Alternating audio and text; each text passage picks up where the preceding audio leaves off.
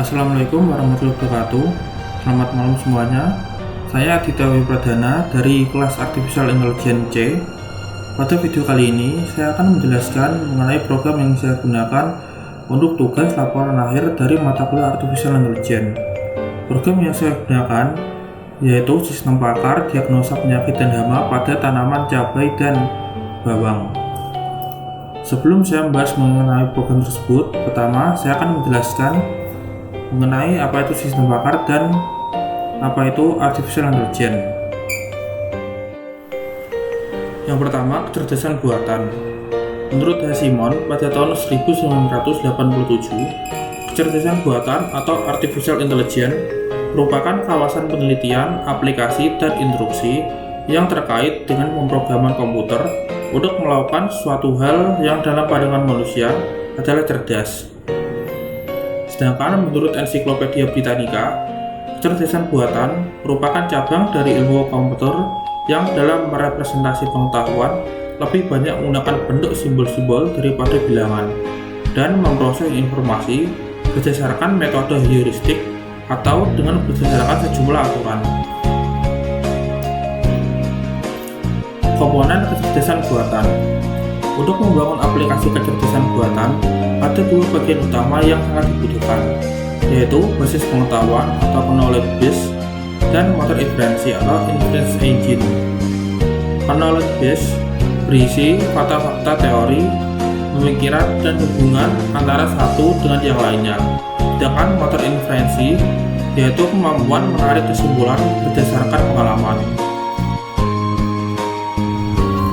Selanjutnya, aplikasi dengan penggunaan artificial intelligence, yaitu sistem pakar.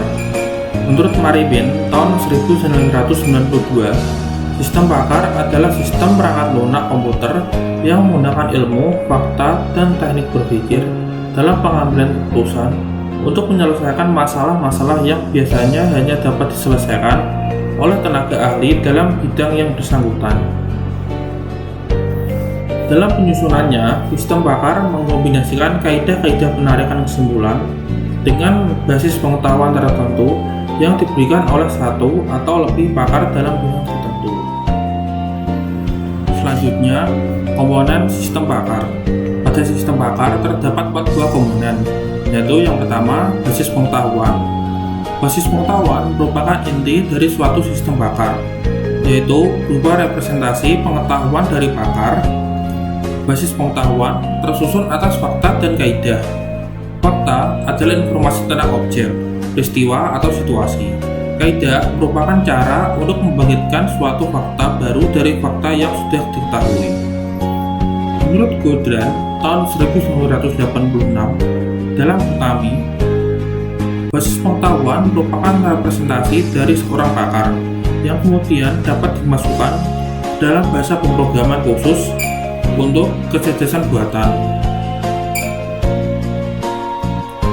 Yang kedua, mesin inferensi. Mesin inferensi berperan sebagai otak dari sistem pakar.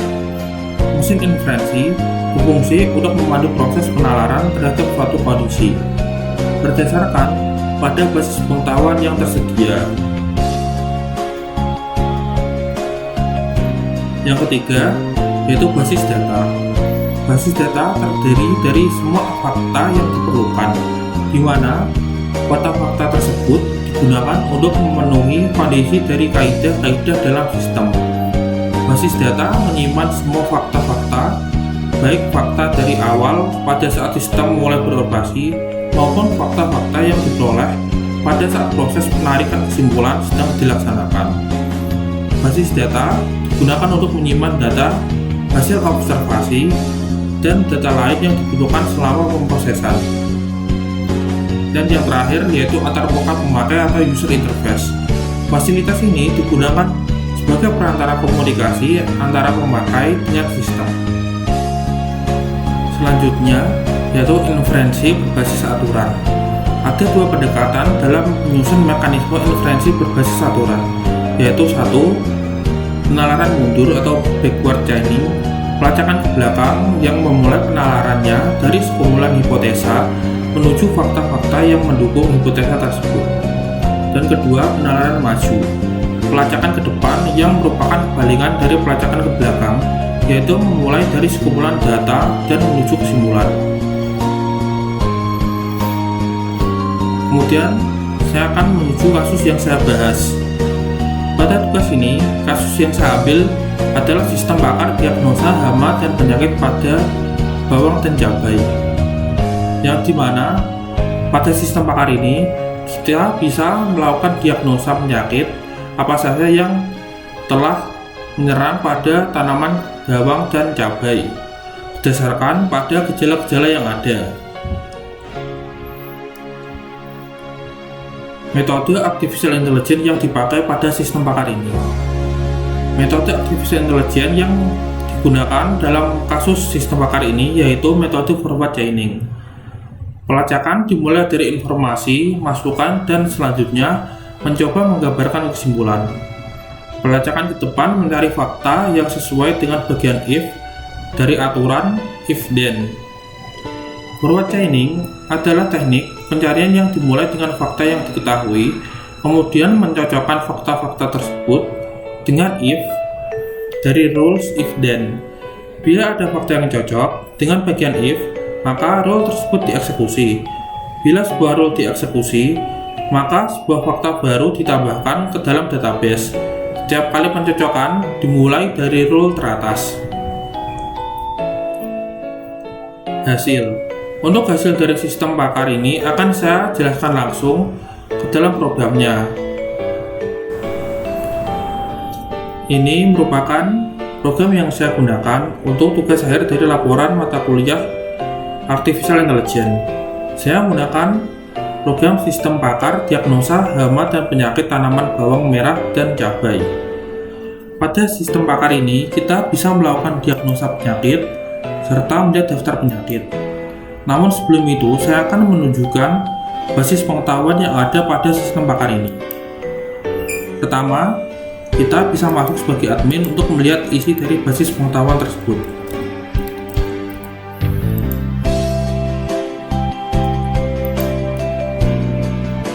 Berikut adalah halaman dari basis pengetahuan. Kita bisa memilih jenis tanamannya, bawang atau cabai. Kita pilih bawang, maka akan tampil nama penyakit dari bawang dan gejala-gejala dari penyakit tersebut. Pada tanaman bawang, terdapat 56 basis pengetahuan di dalamnya. Sedangkan dalam tanaman cabai, terdapat 71 basis pengetahuan di dalamnya. Di sini kita juga sebagai admin bisa melakukan penambahan basis pengetahuan. Kemudian pada menu gejala, kita bisa memilih tanaman bawang atau cabai dan sistem akan menunjukkan gejala-gejala apa saja dari penyakit yang ada pada tanaman tersebut. Misalnya saya akan memilih dari jenis tanaman bawang, maka akan tampil gejala seperti pangkal batang menunjukkan bekas gigitan ulat pada daerah batang dan seterusnya. Jika saya pilih tanaman cabai, maka gejalanya pun berbeda seperti dari tanaman bawang.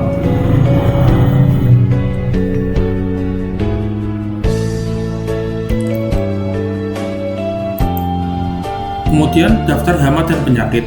Di sini kita juga bisa memilih tanaman bawang atau cabai. Jika kita memilih tanaman bawang, maka akan tampil nama penyakitnya. Kita juga bisa melihat detail dari penyakit tersebut dengan mengklik tombol detail, maka akan tampil detail dari penyakit tersebut.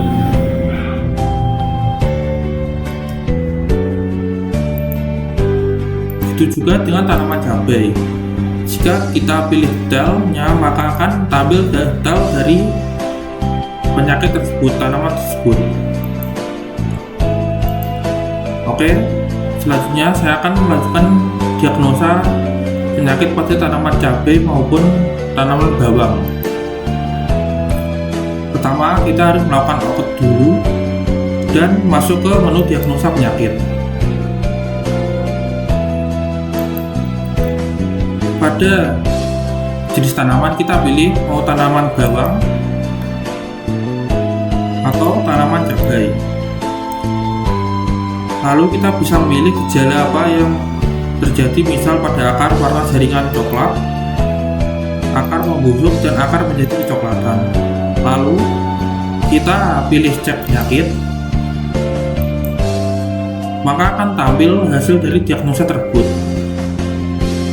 Berdasarkan pada gejala tersebut, tampil nama penyakit layu bakteri. Kita bisa melihat detail dari penyakit tersebut juga.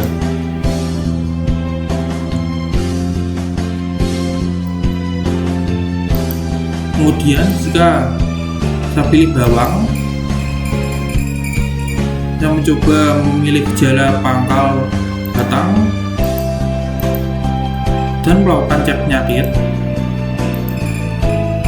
maka akan tampil nama penyakitnya ulat bawang, dan kita bisa melihat detailnya juga.